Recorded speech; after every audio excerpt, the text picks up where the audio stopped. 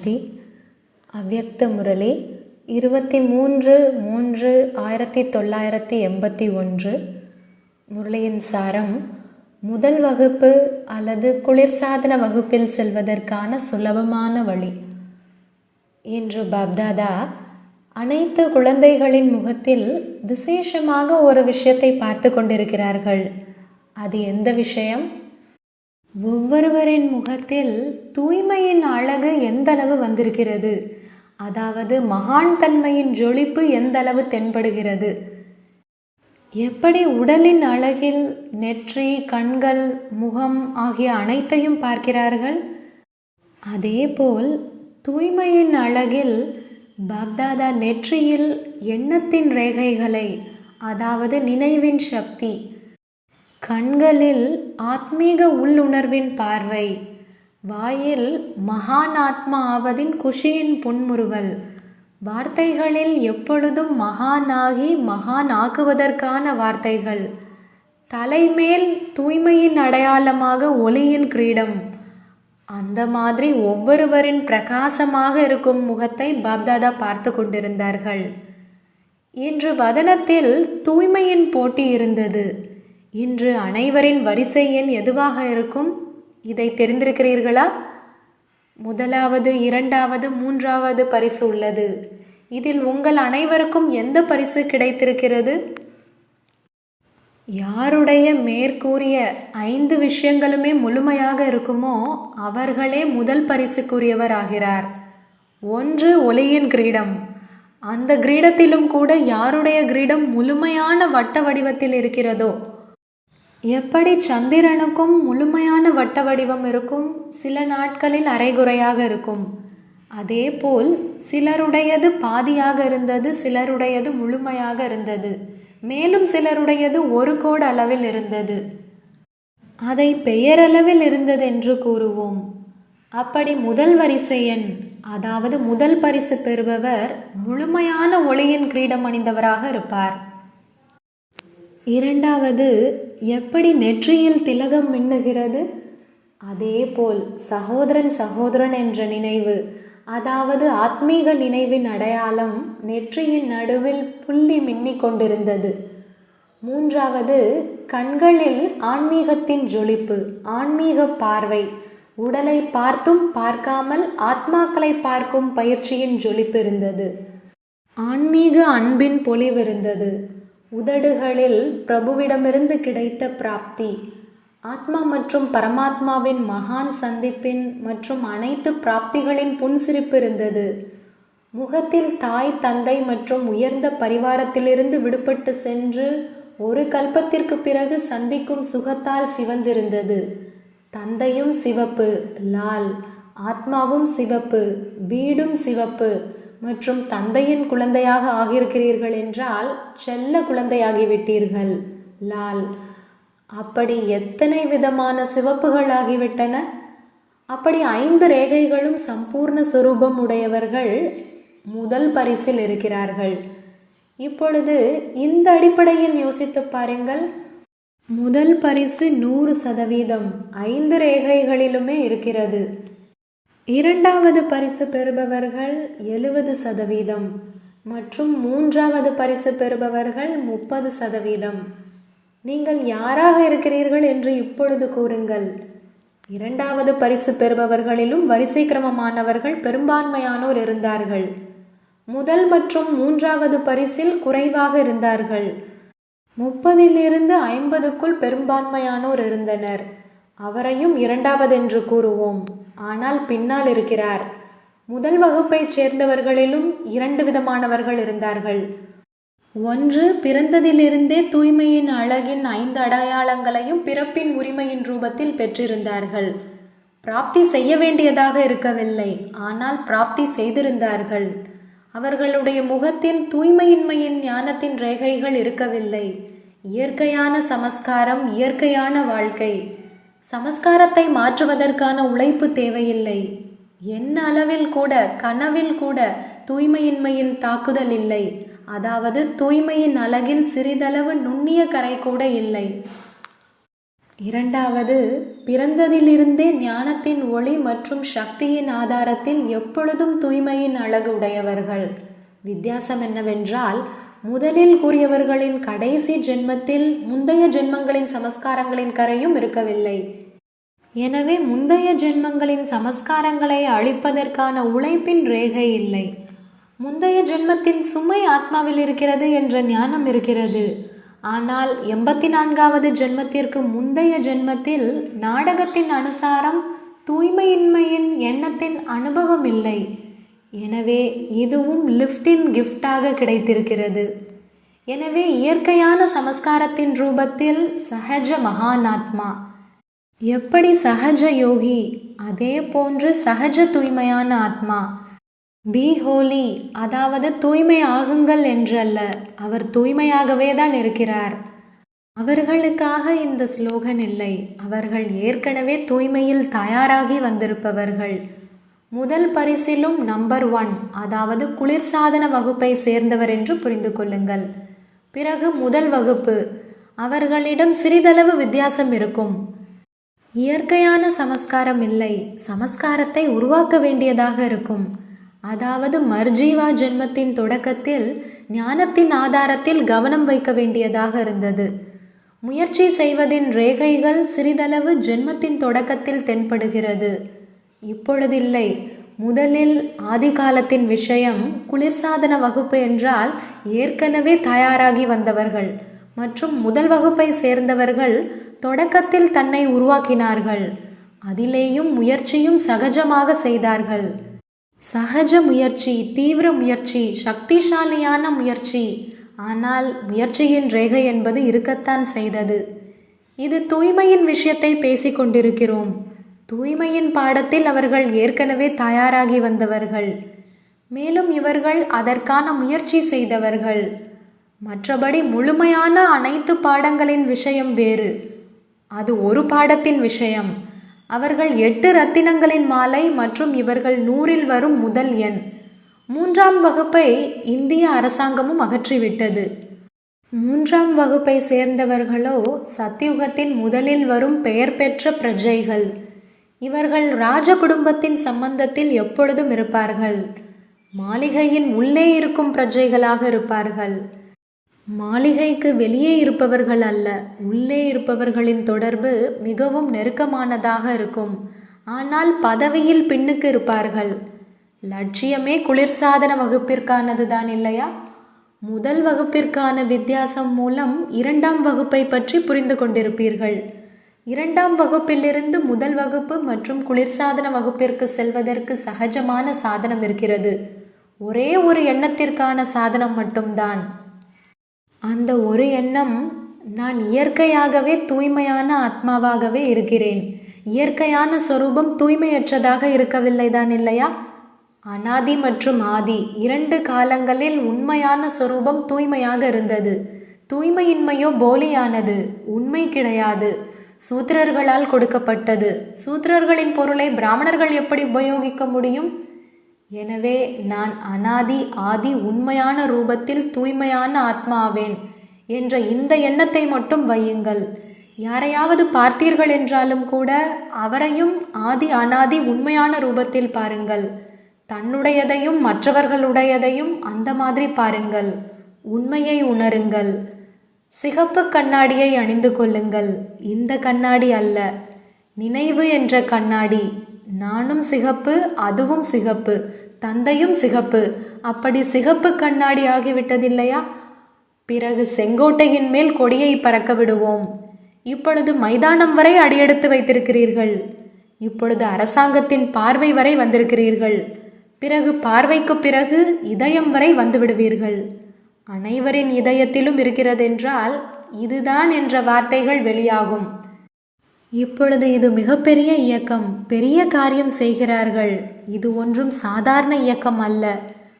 பெயர் பெற்ற பட்டியலில் இருக்கிறது என்ற விஷயங்கள் பரவி இருக்கிறது. இப்பொழுது உங்களுடைய உழைப்பை பாராட்டி கொண்டிருக்கிறார்கள். பிறகு பரமாத்மாவின் மீது இருக்கும் உங்களுடைய அன்பை மகிமை செய்வார்கள். இதையும் நன்றாக செய்தார்கள். பாப்தாதா குஷி அடைகிறார்கள். உலகின் எதிரில் இவ்வாறு நீங்கள் கூட்டமாக நாம் அனைவரும் ஒன்றானவர்கள் என்பதை அதிசயமான படத்தில் வைத்திருக்கிறீர்கள்.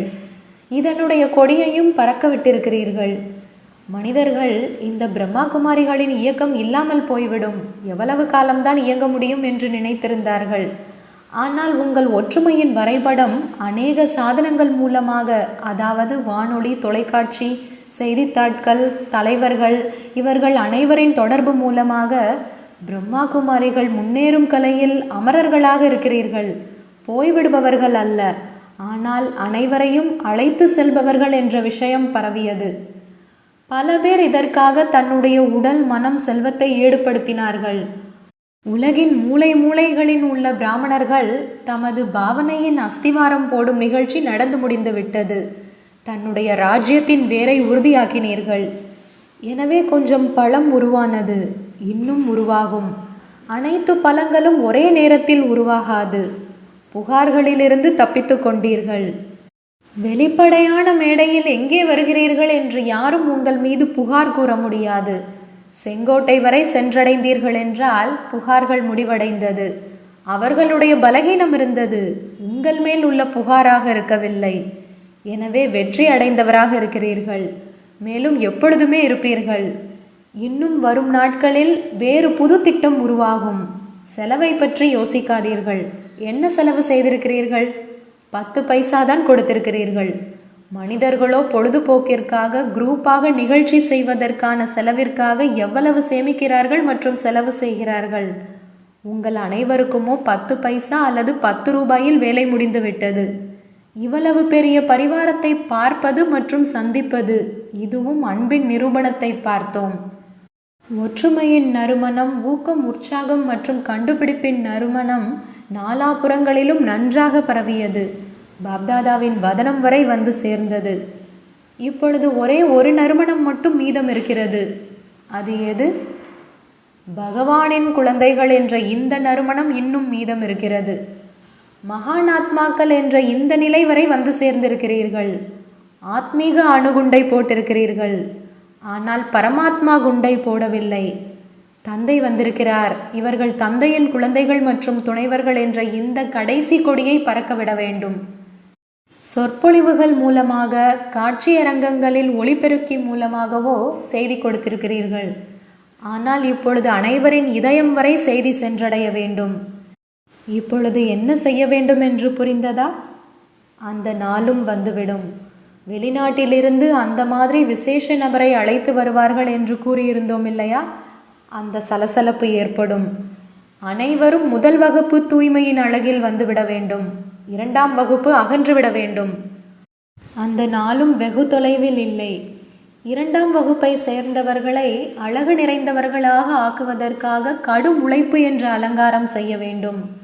இப்பொழுது இதையும் விட்டுவிடுங்கள். இயற்கையான அழகில் வந்துவிடுங்கள்.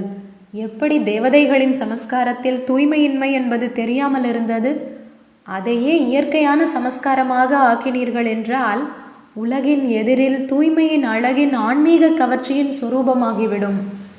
இன்று என்ன போட்டி இருந்தது என்று புரிந்து கொண்டீர்களா? வெளிநாட்டு குரூப்பை சேர்ந்தவர்கள் அதிகமானவர்கள் இங்கிருந்து திரும்பி செல்பவர்கள் இருக்கிறார்கள். ஒருவர் செல்வதென்றால் அநேகர்களை அழைத்து வருவது. ஒவ்வொரு நட்சத்திரமும் தன்னுடைய உலகை உருவாக்குவார்கள். இது சைத்தன்ய நட்சத்திரங்களின் உலகம். எனவே அறிவியலை சேர்ந்தவர்கள் உங்களுடைய நினைவாக நட்சத்திரங்களின் உலகை தேடிக்கொண்டிருக்கிறார்கள். இப்பொழுது அவர்களையும் உங்களுடைய உலகத்தில் அழைத்து வாருங்கள். பிறகு கடும் உழைப்பிலிருந்து விடுபட்டு விடுவார்கள். அவர்களுக்கு நட்சத்திரங்களின் உலகம் எது என்ற அனுபவம் செய்வியுங்கள். இன்று பாரதத்தின் குழந்தைகளுடன் வெளிநாட்டினருக்கும் விசேஷமாக ஞானத்தின் பிக்னிக் உபச்சாரம் செய்கிறார்கள். யார் செல்பவர்களாக இருப்பார்களோ அவர்களுக்கு பிக்னிக் கொடுப்பார்கள் இல்லையா? அப்படி பாப்தாதாவும் பார்ட்டி கொடுத்து கொண்டிருக்கிறார். இது ஞானத்தின் பார்ட்டியாகும். அந்த மாதிரி தூய்மையின் அழகில் நம்பர் 1, தூய்மையின்மையின் மீது எப்பொழுதும் வெற்றியடையும், தூய்மையை இயற்கையான சமஸ்காரமாக்கக்கூடிய, அனைத்து சம்பந்தத்தின் சுகத்தை ஒரு தந்தையிடமிருந்து எப்பொழுதும் பெறக்கூடிய, ஒருவரில் முழு உலகத்தையும் பார்க்கக்கூடிய, அந்த மாதிரி நிரந்தர பிரியதர்ஷினிகளுக்கு பிரியதர்ஷன் தந்தையின் அன்பு நினைவுகள் மற்றும் நமஸ்காரம். அனைவரும் மகா யஜ்யத்தில் மிக நன்றாக உழைத்திருக்கிறீர்கள். உழைப்பின் பலன் கிடைத்தே விடுகிறது. செய்தியை பரப்புவதில் செலவோ செய்யத்தான் வேண்டியிருக்கிறது. ஏதாவது ஒரு புது கண்டுபிடிப்பு செய்வதில் செலவு ஏற்படுகிறது. ஆனால் அதனுடைய வெற்றி பிற்காலத்திலும் பலன் கொடுத்து கொண்டே இருக்கிறது. சில நேரம் பெயர் புகழடைகிறது, சில நேரம் செய்தி பரவுகிறது, சில நேரம் பிராமண குடும்பம் வளர்ச்சியடைகிறது. மகா யஜ்யத்தின் காரணமாக அரசாங்கம் மூலமாக என்ன சகயோகம் கிடைத்ததோ அதுவும் அவர்களுடைய பதிவேட்டில் நிரந்தரமாக வந்துவிட்டதில்லையா? எப்படி ரயில் பயண சலுகை கிடைத்தது, இதுவும் பதிவேட்டில் வந்துவிட்டது. அந்த மாதிரி குப்தமாக பல காரியங்கள் நடக்கும். ஜனாதிபதி வரையிலும் இத்தனை சேவை நிலையங்களிலிருந்து இத்தனை பேர்கள் மிக ஆர்வத்தோடு வந்திருக்கிறார்கள் என்ற செய்தியும் சென்றதுதான் இல்லையா? இதுவும் பிரத்யக்ஷ பலனாகும். யாரெல்லாம் சேவை செய்திருக்கிறார்களோ பாப்தாதா அவர்களுடைய ரிசல்ட்டின் மேல் திருப்தியாக இருக்கிறார்கள். எனவே கடுமையாக உழைத்ததற்கு வாழ்த்துக்கள். சேவாதாரி சகோதர சகோதரிகளுடன் சந்திப்பு. ஒவ்வொருவரும் தன்னை கோடியில் சிலர், அந்த சிலரிலும் சிலர் என்று அந்த மாதிரி உயர்ந்த ஆத்மாவாக நினைக்கிறீர்களா? சேவைக்கான லாட்ரி கிடைப்பதும் பாக்கியத்தின் ரேகையாகும். இந்த சேவை இல்லை, ஆனால் பிரத்யக்ஷ பலனாகும். ஒன்று புத்தம் புதிய பழமாக இருக்கும், இன்னொன்று காய்ந்த பழமாக இருக்கும். இது எந்த மாதிரியான பழம்? இது பிரத்யக்ஷ பாக்கியத்தின் பழமாகும். இந்த நேரம் செய்யுங்கள், இந்த நேரமே அருந்துங்கள். எதிர்காலத்திற்காக சேமிப்பு ஆகத்தான் ஆகிறது. ஆனால் எதிர்காலத்தையும் விட முதலில் பிரத்யக்ஷ பலன் தற்போது கிடைக்கிறது. வாயுமண்டலத்தின் சகயோகத்தின் குடைநிழல் எவ்வளவு சுலபமாக உயர்ந்ததாக ஆக்குகிறது. கூடவே பழைய உலகத்தின் சப்தம் மற்றும் பார்வையிலிருந்து தூரமாகி விடுகிறீர்கள். வேலை செய்வதற்கு பதிலாக யக்ய சேவை வீட்டின் சேவையாகிவிடுகிறது. வேலையின் கூடையையும் இறக்கி வைக்கப்பட்டு விடுகிறது தான் இல்லையா? சேவையின் கிரீடம் வைக்கப்பட்டு விடுகிறது. வேலையின் கூடையையோ உள்ளபூர்வமாக இன்றி நிர்பந்தத்தில் தூக்கி கொண்டிருக்கிறீர்கள். டைரக்ஷன் இருக்கிறது என்றால் செய்து கொண்டிருக்கிறீர்கள். அப்படி இந்த சேவை மூலம் எவ்வளவு லாபம் ஏற்பட்டு விடுகிறது, எவ்வளவு உயர்ந்த தொடர்பு கிடைத்து விடுகிறது. கடலின் கரை மற்றும் எப்பொழுதும் ஞான சர்ச்சை, தந்தை மற்றும் சேவையை தவிர வேறு ஒன்றும் இல்லை. இது உதவிதான் இல்லையா? அப்படி எவ்வளவு பாக்கியம்! மாதர்கள் என்ன நினைக்கிறீர்கள்? தயாரான பாக்கியம் உள்ளங்கையில் வந்து விடுகிறது. எப்படி கிருஷ்ணனின் படத்தில் உள்ளங்கையில் சொர்க்கம் இருக்கிறது என்றால், சங்கம யுகத்தில் பாக்கியத்தின் உருண்டை கையில் இருக்கிறது. அந்தளவு பாக்கியம் நிறைந்தவர்கள் நீங்கள். இங்கு சேவை இப்பொழுது சாதாரணமாக தென்படுகிறது. ஆனால் இது சாதாரணமில்லை, இது அதிசயமான ரேகை. எவ்வளவு நேரம் இந்த லாட்ரி கிடைக்கிறதோ இதே லாட்ரியை நீங்கள் அழியாததாக ஆக்க முடியும். எங்கே இருந்தாலும் இங்கே உள்ள நிலை மாதிரி உருவாக்க வேண்டும். அந்தளவு பயிற்சி உள்ளவர் ஆகிவிடுங்கள். இங்கே சகஜ யோகியின் அனுபவம் ஆகிறது தான் இல்லையா? கடும் உழைப்பு முடிவடைந்து விடுகிறது. அப்படி இதே சகஜ யோகத்தின் அனுபவத்தை பரம்பரையாக கொண்டு வந்து கொண்டே இருங்கள். சங்கம யுகத்தில் பரம்பரை இருக்கிறது. இந்த அனுபவத்தை மதுபனில் விட்டு செல்லாதீர்கள், உடன் எடுத்து செல்லுங்கள். மதுபனிலிருந்து கீழே இறங்கியவுடன் மீட்டரும் கீழே இறங்கிவிட்டது என்று பலர் கூறுகிறார்கள். அந்த மாதிரி செய்யாதீர்கள். இதே பயிற்சியின் லாபத்தை எடுங்கள். சேவை செய்து கொண்டும் சகஜயோகியின் நிலை மேல் கவனம் வையுங்கள். உடலால் செய்யும் சேவையில் மட்டும் பிஸியாகிவிடுங்கள் என்று அப்படி வேண்டாம். உடலின் சேவையின் கூடவே மனநிலையும் எப்பொழுதும் உயர்ந்ததாக இருக்கட்டும். அப்பொழுதுதான் சேவையின் லாபம் இருக்கிறது. சக்திகளும் நல்ல அன்பானவர்கள், கலைப்பற்றவர்கள். கைகளில் வலி இல்லையே. பாப்தாதா அன்புடன் கால்கள் மற்றும் கைகளை பிடித்து விடுகிறார்கள். அன்புதான் காலை பிடித்து விடுகிறது. நல்லது. மதுபனில் சேவையின் விதை போட்டீர்கள் என்றால் நிரந்தரமாக உயர்ந்த கர்மங்களின் பலனை விதைத்தீர்கள். நல்லது. வரதானம். ஒவ்வொரு செயலையும் செய்து கொண்டே தாமரை மலர் இருக்கையில் அமர்ந்திருக்கக்கூடிய சகஜ மற்றும் நிரந்தர யோகி ஆகுக. நிரந்தர யோகஸ்வரூபமாக இருப்பதற்காக தாமரை மலரின் ஆசனத்தில் எப்பொழுதும் அமர்ந்திருங்கள். ஆனால் யார் லேசாக இருக்கிறாரோ அவர்தான் தாமரை மலரில் அமர முடியும். எந்தவிதமான சுமை, அதாவது பந்தனம் இருக்க வேண்டாம். மனதின் எண்ணங்களின் சுமை, சமஸ்காரங்களின் சுமை, உலகின் அழியும் பொருட்களின் கவர்ச்சியின் சுமை, குடும்ப உறவினர்களின் பற்றுதலின் சுமை ஆகிய இந்த அனைத்து சுமைகளும் எப்பொழுது அகலுமோ அப்பொழுது தாமரை மலர் ஆசனத்தில் அமர்ந்து நிரந்தர யோகி ஆக முடியும். ஸ்லோகன்: சகித்து கொள்ளும் குணத்தை தாரணை செய்து விட்டீர்கள் என்றால் அசத்தியத்தின் ஆதாரத்தை எடுக்க வேண்டியதாக இருக்காது. ஓம் சாந்தி. तुम बच्चों को तो सर्विस करनी है, जो बाबा कहते हैं सबको ये बताओ कि देखो तुम्हारा एम एंड ऑब्जेक्ट ये है, एक गीता है बढ़िया, ये राजयोग है ना बच्चे। कैसे है राजयोग? बिल्कुल सहज है कि बाप को याद करो तो ये वैसा मिलेगा तुमको। ओम शांति।